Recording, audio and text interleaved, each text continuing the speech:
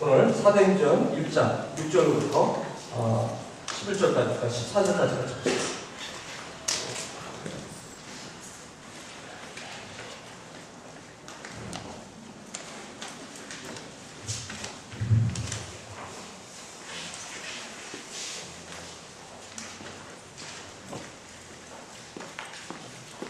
지난주부터 사도행전을 강의로 시작합니다.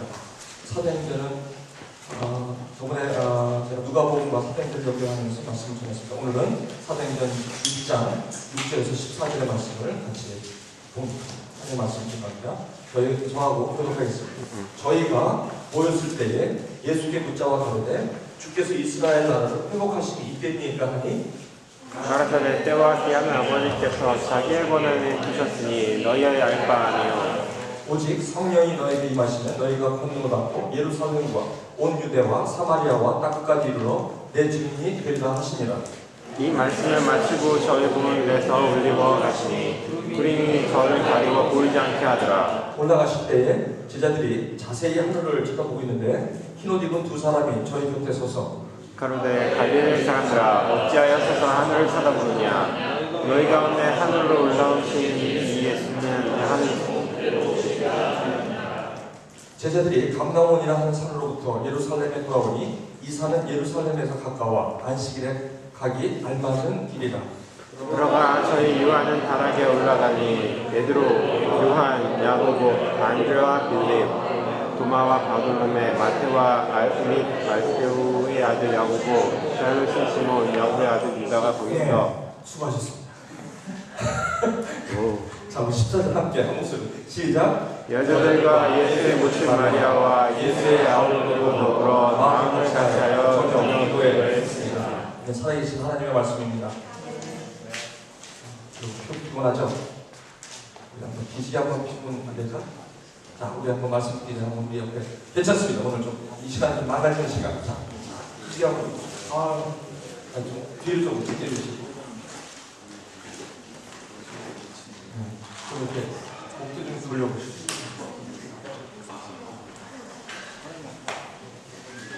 됐습니까? 됐습니다. 네, 이제 학기말로 접어들면서 굉장히 일 많죠, 그죠? 자, 우리 릴렉스 하시고 이제 마무리 파이널라이즈 잘 하시는 저와 여러분들이 바랍니다. 아멘. 네, 오늘 하나님의 말씀 중요합니다. 저는 하나님의 오늘 말씀의 제목을 성령이 임하시며 이라는 제목으로 하나님의 말씀을 증거합니다. 성령이 임하시며 지난주에 사람이 과연 변할 수 있는가 라는 제목으로 하나님의 말씀을 증거했습니다. 사람은 변하는 데 맛이 있습니다. 그렇지만 변하는 것은 그렇게 쉬운 일은 아닙니다. 왜냐하면 사람이 변한다는 것은 하나님의 역사이기 때문에 그렇습니다. 오늘 하나님의 말씀은 특별히 사도행전의 말씀은 영어로 Acts입니다. A-C-T-S. 그래서 어떻게 보면 사도들이 이제 하나님의 말씀에 깨달음이 있자 이제 몸으로 배우고 깨달은 것을 삶으로 연결하는 장면들이 이 사도행전에 나오기 시작합니다. 누가복음에서 하나님의 나라에 대해서 설명했지만 이제는 그 하나님의 나라가 하늘에서 이루어진 것 같이 Thy kingdom come. 여기 항상 Thy kingdom come. 하나님의 나라가 하늘에서 이루어진 것처럼 땅에서도 이루어지는 역사가 사도행전입니다. 여러분에게도 하늘의 뜻이 바로 여러분과 우리의 삶 속에 이루어지길 소망합니다. 아멘. 내 소리가 작은 거 보니까 피곤한 말입니다. 자, 누가복음과 사도행전에 나오는 제자들의 모습을 볼 수가 있어요. 이 제자들의 모습이 특별히 복음서에는 예수님과 함께 하면서 많은 가르침을 예수님으로부터 받았습니다. 받았음에도 확신 가운데 거하지 못했던 그런 사도들의 모습을 우리 복음서에서 볼 수 있어요. 그런데 이 복음서에서 사도행전으로 곧바로 넘어가면서 사도들의 모습이 여러 다르게 나와요. 다시 말씀드리면 이 사도행전 2장 6절에 펜테코스트, 다시 말하면 오순절날 이 성령이 임합니다. 각 사람에. 그럼 그전에는 성령님이 각 사람에게 임하지 않았냐? 임하지 않았습니다. 그러면 성령님이 안 계셨습니까? 계셨습니다. 삼위일체 하나님께서 계셨습니다. 그럼 성령님께서 어디 계셨습니까? 그 당시에 하나님께서 특별히 하나님의 역사하심과 특별 스페셜 레벨레이션, 특별 계시, 예수님으로 말미암아 하나님의 영광이 드러날 때까지 필요한 대로 필요한 사람들에게, 선택한 사람들에게만 성령이 임했던 것입니다. 그렇지만 이 신약에서는 오순절 날을 피해서 모든 각자 믿는 자에게 성령께서 임한다는 것은 우리는 이미 알고 있습니다. 마찬가지로 여기에 사도들에게 성령이 임하는 것입니다. 그 오순절 날이 바로 시내산에서 십계명을 받은 날이요, 오순절로부터 50일을 지나 거슬러 올라가면 바로 그날이 유월절 마지막 장자를 죽이는 자야로 이스라엘 백성들이 애굽에서 출애굽한 때입니다.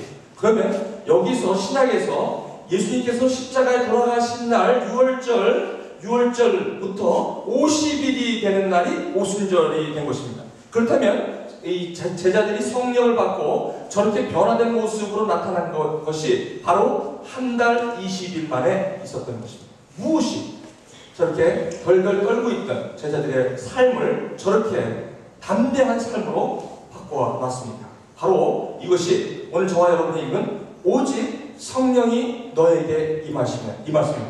그러니까 성령이 임하여야만 안 되는 것입니다. 제가 이제 여러분에게 오늘 말씀을 한 구절 한 구절 이제 설명합니다. 6절.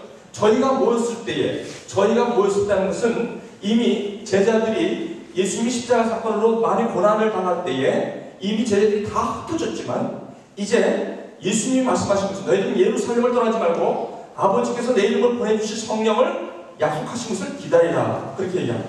그래서 6절에 저희가 모였습니다. 6절. 그렇죠? 모였을 때에 예수께 묻습니다. 뭐라고 묻냐면 주께서 이스라엘 나라를 회복하심이 이때니까 라고 묻습니다. 여기 참 재미있는 말씀입니다.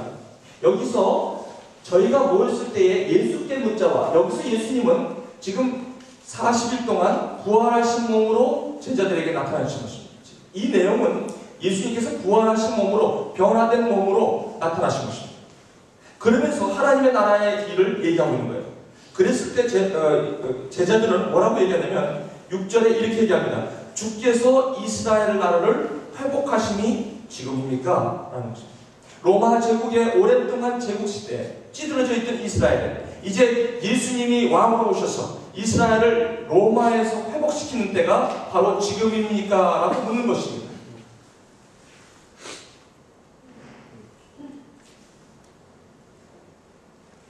(3년) 동안 예수님이 가르쳤습니다. 그리고 12제자들 눈에 보는 앞에서 로마 병정에게 끌려가서 십자가에 피 한 방울까지 창에 찔려 돌아가신 것을 보았습니다. 그리고 그분이 다시 부활하신 몸으로 지금 예수님께 나타나셨습니다. 그런데도 아직 하나님의 나라에 대한 예수님의 가르침에 대해서 동문서답을 하고 있는 제자들의 모습을 저와 여러분은 지금 목격하고 있는 것입니다. 다시 한번 제가 말씀드립니다. 이 상황이 예수님께서 3년 동안 같이 생활하고 그렇게 많은 것을 하나님의 나라에서 가르치셨고 그리고 십자가에 바로 한 달, 두 달 채 안 돼서 40일 동안 부활하신 몸으로 나타나셨습니다. 직접 도마에게 나타나셔서 참자국을 내보시며 내가 바로 십자가에 고난당하고 장사되었다가 성경대로 부활한 예수다. 내 손가락을 집어넣고 내가 그인 줄 믿게 되냐. 도마는 손가락으로 집어넣고 믿었다고 합니다. 여러분 한번 생각해 보십시오. 그렇게 오랜 시간을 예수님이 함께 하셨고 그 예수님이 이제는 제자들의 눈앞에 나타나셔서 40일간 500여 형제들이 그 부활하신 장면을 직접 목격함에도 불구하고 아직 하나님의 나라가 임하여야 한다는 말이 무슨 뜻인지를 모르고 지금 제자들이 이스라엘 나라를 회복하심이 이때입니까? 라고 얘기하는 것입니다. 굉장히 재밌죠?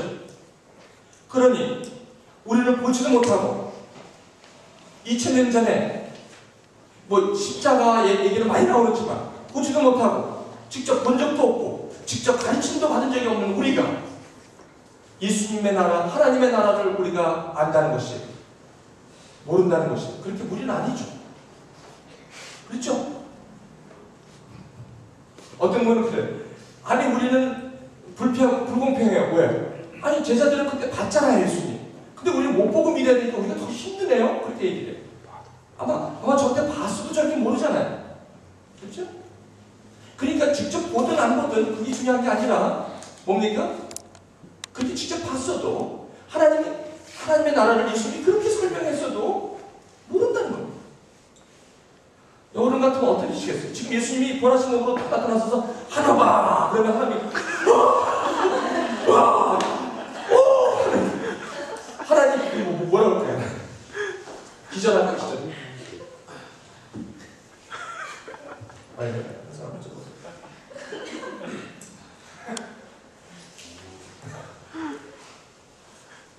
그런데요, 그럴 것 같은데 직접 예수님께서 지금 부활하신 몸으로 나타나셔도 그걸 딱 볼 때는 어머나 와 이래도 딱 보고 딱 그러시잖아요. 그러면 내 눈이 이거 좀 뭐가 잘못된 거 아니야? 의심합니다. 아니야 내가 뭔가 코끼리를 본 거지 내가 이런 데니까. 그러니까요 중요한 건 본다고 믿어지는 게 아니라는 거예요. 본다고 깨달아진다는 게 아니에요.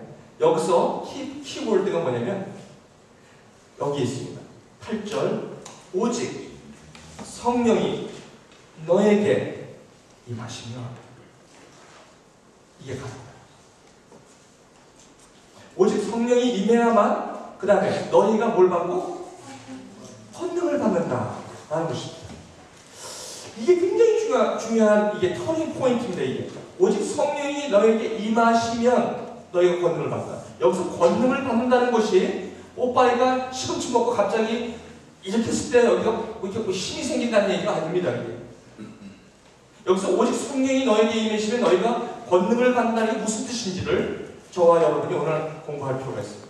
그리고 오직 성령이 우리에게 임하시면 우리가 뭐가 되냐면 증인이 된다는 것인데 무슨 증인까지 있죠? 이해만 해도 좋은데 이해도 안 되는데 어떻게 증인이 됩니까? 하지만 하나님께서는 예수님을 통해서 우리에게 분명히 이렇게 얘기하세요. 말씀하세요. 오직 성령이 임하셔야만 권능을 받을 수 있습니다. 그리고 증인의 삶을 살 수 있다. 그리고 9절에 이 말씀을 하시고 곧바로 ascension 하셨어요. ascend 승천하셨어요. 딱 40 days 부활하신 몸으로 나타나셔서 하나님의 나라를 반드시 많은 500여 형제들에게 제자들에게 보이신 다음에 승천하신 것이 마지막 부탁의 말씀이 바로 8절인 것입니다. 오직 성령이 너에게 임하시고 10절에 올라가실 때 제자들이 자세히 하늘을 쳐다보고 있는데 흰 옷 입은 두 사람이 저희 곁에 서서 뭐라고 하시냐면 가로되 갈릴리 사람들아 어찌하여 서서 하늘을 쳐다보느냐 너희 가운데서 하늘로 올리우신 이 예수는 하늘로 올라가심을 본 그대로 오신다고 말씀하십니다. 그리고 나서 13절부터 보시면 여러분이 읽으신 12제자들 예수님을 직접 따라다녔던 12제자들이 마음을 같이 하여 모이기 시작했습니다. 이것이 교회의 시작이었습니다.